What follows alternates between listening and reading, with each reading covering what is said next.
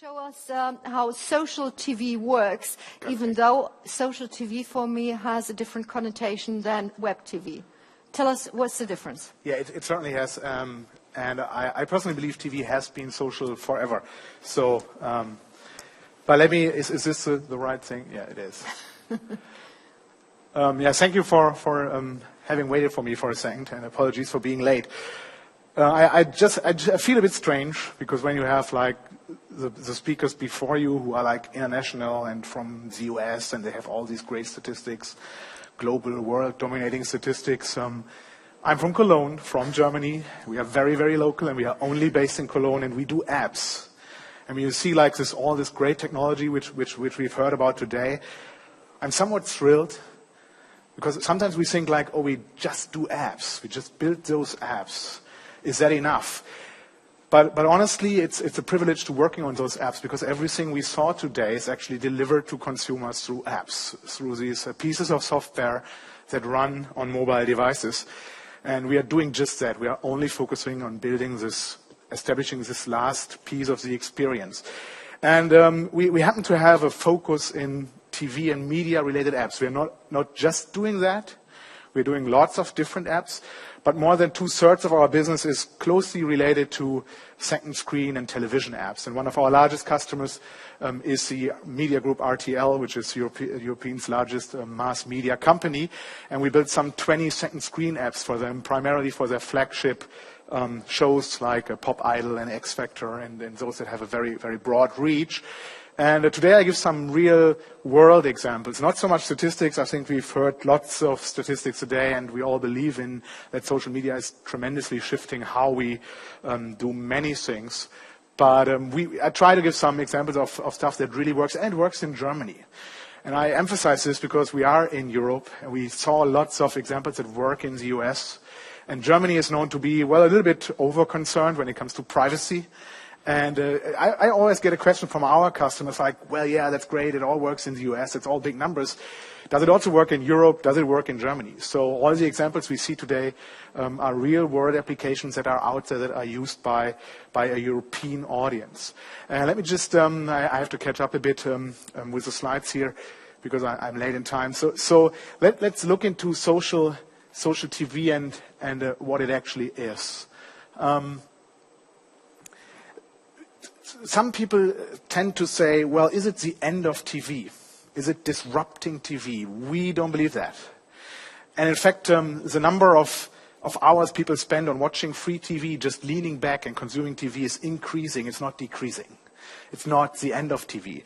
And I introduced this whole theme with stating that actually, TV has been social forever. It is a social experience. Most of us sit in front of a TV in a group. We discussed what we saw last night with our friends or our co-workers. So it is an inherently social experience. What the amplification of TV brings is another additional means of sharing that social experience with your peer groups. And I give you some examples for this. If you look into Wikipedia, that's a pretty lengthy definition of social TV. And I'm pretty sure many people have worked on it and thought about it. If you nail it down to just one sentence, it's really social TV is a synthesis of TV and social networking. It is about bringing social networks to the TV experience. And this is pretty disruptive in and out of itself. In the television industry, what we've seen so far is pretty much hardware advancements. And it's mainly driven by the TV vendors, by the home entertainment vendors. I mean, we started with black and white TVs and we introduced colors. TVs became flat. We now have LCD TVs and we have LED TVs. And this was all about improving the form factor, improving technology. We also have 3D now, which is kind of a little bit overhyped. I mean, everybody has to do it now. But if you look into the numbers, people are not really that excited about having 3D at home. But primarily, the landscape of the TV in the past couple of years has changed primarily in terms of the form factor, hardware, etc. It hasn't changed how we engage with what we watch on TV. And this is significantly changing with the wake up of social TV offerings. And social networks are playing quite obviously a key role in this development. Let's look at an example. People are talking about things they see 24 hours, 7 days a week. And in fact, we do run the mobile experience for Pop Idol. In Germany, it's called Deutschland sucht den Superstar. We tend to make things longer than in English. And what we do is, while the shows air, we keep on posting to Facebook, to mobile devices, etc. And this is one of these posts. And if we move this up a little bit, just 12 minutes after posting something to Facebook, to those mobile devices, we get some, and you might not be able to read that, we have 17,000 likes and 3,000 comments, and that is a German-only audience. So whenever we hear stuff like, well, people do not engage, do they really want this is truly a proof that it is happening. We have 17,000 people liking and 3,500 commenting, which means they get really active and excited about something they care about. And we see that within just 12 minutes. If you go to Facebook, go to those applications that we run, you will see that these numbers increase and double up within the next 10 minutes. And most of those engagements are driven by mobile users. We see millions of users watching those shows on iPods these days. So it's really shifting away from just doing it on your living room TV to mobile devices. There are a couple of other use cases. This is a US company. It's called GetGlue. And what GetGlue allows you is to check into TV programs. So you might know about Foursquare, where you check into a location. With GetGlue, you check into TV shows and you can like stuff, etc. And actually, lots of people are doing it. There are millions of people checking into their specific format-related community. And this, as we've heard today, and this is obviously where MicroStrategy has a huge stake in, you get lots of feedback about what they like, which parts of the shows they like. And it's really lots of valuable information those showrunners and networks get from people who are watching these shows. Broadcasters are also embracing it. It's a difficult situation these days for broadcasters, but they start to really get social. This is actually taken from one of my favorite shows. It's In Plain Sight. You might have heard of it. They constantly, this is a screenshot from the TV. So within the show, they take some space and advertise social channels. They go that far that they even build specific apps for a show where you can get exclusive content, which is only available on those additional channels. So there are sidetracks and different paths in these shows which you can just watch if you start to engage in those social channels. And the easiest thing they do, obviously, is they put hashtags in their program, which is not necessarily social in and out of itself, but it shows that those channels get more important for the people who do these great shows. We also see that mass media companies are really embracing it, and we have the privilege to work for RTL Media Group and show you some examples today. This is an application which is not yet available. It will be out later this year, and it's RTL's attempt to totally make the TV experience social. You will be able to watch their entire program live on your iPad, on your Android devices. And what they constantly do, they integrate social channels. So down there you see that while the show airs, they advertise stuff, they give you additional information, they let you check into shows. And it's overall a great experience. You can purchase songs when you listen to a great tune in a movie. You can immediately go to iTunes and purchase those songs. And this is not like from a scrapboard. This is not something which is designed and will never happen. We are building it as I speak, and it will be rolled out later this year. And it's truly integrating all of the social channels, Facebook, Twitter, and some others. It will allow you to check into shows. It will allow you to directly do transactional business and purchase digital goods and real-world goods. An exciting application, and obviously we are happy to build it. And here are some more details. As you see, it's a true second screen experience. You have like your main signal, your linear TV signal upper in the left corner. You will see your Twitter feed. You will see your Facebook community. All of the stuff related to the show will be in that app, consolidated to that second screen. And we are happy that some of the statistics we saw today suggests that people are actually using their iPads while they are watching shows. And the RTL takes it a step further. You can even take it outside. You can continue to watch their program when you're not at home or not in your living room. And this is exciting. They have many stuff there. They have moderated content, and it's really becoming a whole new experience for their audience. And it's a trend we see everywhere and anywhere. TV manufacturers are on the other side of the business. They build the stuff, and they had a tough time these days. Everybody's talking about when will Apple ship their new TV, and will we ever see it? And we happen to work for one company where there was some rumor in the past suggesting that Löwe, which is a German company, it's one of the premium brand across Europe, and there were some talks that Apple is going to acquire Löwe. A couple of weeks ago. It hasn't happened, but we happen to work for Löwe. We built all of their social apps. So what we're seeing here, it's another application. It's available in the App Store. Löwe customers love it. What Löwe does is they take the electronic programming guide and transfer it into a total social experience. It's deeply integrated into their hardware. So it's your remote control, but it goes way beyond it. Löwe understands that just doing a remote control on your smartphone, this is really just a step zero, and you have to do that. It's a must do. But what they do is they make it really an engaging experience. You can get recommendations for stuff you might like. It's all taken from Facebook. This is deeply integrated into Facebook and into your community, so your electronic programming guide will change depending on your preferences, etc. And it allows you to record stuff, so it provides suggestions to you to record stuff, etc. It has a digital video library. It's a huge social app. Interestingly enough, it's driven by a TV vendor, which means that everybody in this space is kind of identifying that just providing a single linear service as in the past or just shipping hardware is no longer enough. You gotta embrace those services, and you gotta deliver an added value, which is grouped around social experiences.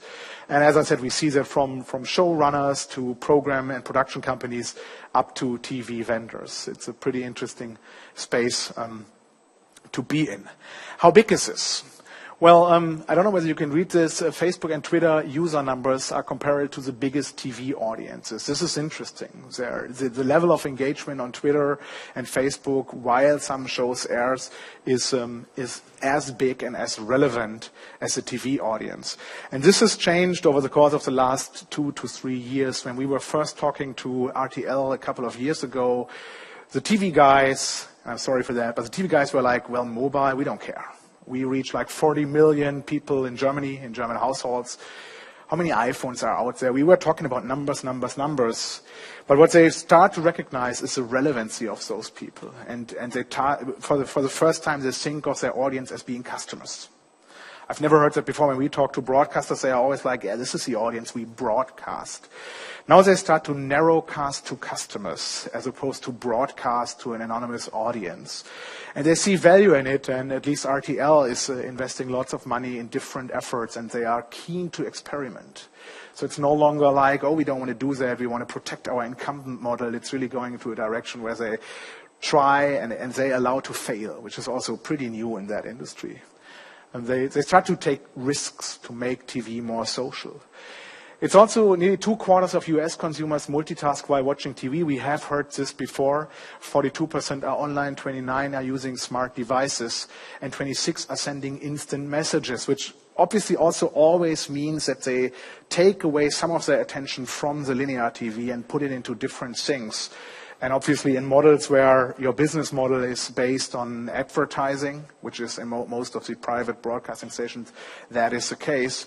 You got to be careful once attention spans shift to different outlets. You want to control those, and the only way to do that for broadcasters is to control that second screen. And that is why we see more and more broadcasters becoming platform operators or virtual platform operators, which also operate all of those social channels. And I liked I don't know who said it today, I think it was Brian. He said that so many companies fear to lose control over those social channels. And we start to recognize that companies see actually an opportunity in it. It's really happening. The attitude is changing, because at the other end, you can't prevent it anyways. I mean, customers always talk about their experiences. They will do, and now they get better outlets to do it and larger distribution. So what do? I mean, you can die, literally, or just start to control it. And we clearly see that in the TV space, because obviously they have a broad reach, many people talking about it, and they want to control those platforms. What's interesting is, in fact, Facebook and Twitter are major players in global television, even though they don't produce a single program. I mean, they do not create content. It's all user-driven, or they fetch it from elsewhere, but they don't have a single program. And they also don't broadcast a single TV channel, but they become a very relevant and dominant player for those in the incumbent industry in that space. And people are discussing all of the time. We have lots of opportunities for broadcasters here in terms of distribution and engaging with their audience/customers. There's also an opportunity for revenue. As I said, most of the broadcasters today have an ad-driven model, so they sell advertisements, commercials for airtime. And they tend to get rid of the middlemen in those value chains. RTL is clearly asking a question: why don't we more directly participate in transactional business? Why do we enable advertiser X to rent airtime to indirectly sell more? Why don't we sell directly? Which has been kind of a no-go for years, but it's changing because it's getting so much easier. And the value of the reach can be monetized in much more ways than just renting out airtime. And that is happening. This is interesting. This is an eBay application down there in the background, which identifies what you're watching in TV and then automatically provides you with stuff on eBay that is related to what you're watching. So that's interesting technology-wise, and it works. There are some pretty interesting numbers about how much people really buy in the moment they see stuff on TV. There's also, if you look into the agenda, sorry, I got to get one step back. When I was asked by Karl-Heinz to talk about social TV and about is it very visionary, we were really wondering, is it a visionary topic? Everything we saw today, everything we do today is real-world stuff. It's out there. It's already used by millions of users. So it's not something which happens maybe or potentially in the next 5 to 10 years. It's out there today, and people love it. And initially, we planned to have somebody else here who did a co-session with me. He can't be here. Marco can't be here today. Marco from SYZYGY. But what SYZYGY has done, it's a creative agency. They try to think about television in the future and take it even one step further. And there are lots of technology hurdles which do not enable what we will see in the next 2 minutes. But it's a vision of how you can really take this social engagement beyond just sharing, liking, and communities. And I hope you enjoy it. I have to contribute this to SYZYGY. It's not done by my company, but we love it, and we would love to build an application like that. If you have an idea for an application, feel free to come back to me tonight at the party. We would love to build something for you. And now we need the sound, by the way.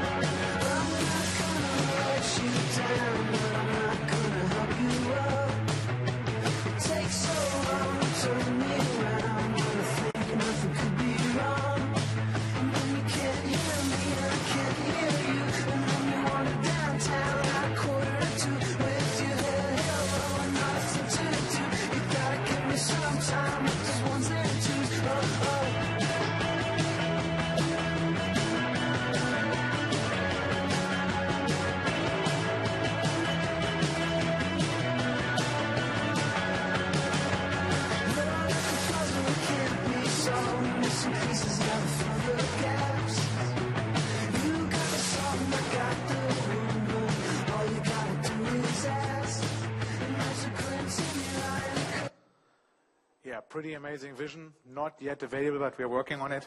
And thanks for paying attention. Ralf, it was absolutely fabulous, and I would have about 20 questions to you now. I will refer to the evening, and I should think that everybody else does, so that we can go ahead. Very nice of you to sort of show us the vision of the next step in the future. And by the way, you all have seen that program like TV. Are you working for them as well? Yes. Good. Good to know, just in cases. Thank you very much, Ralf. Thanks. Wonderful.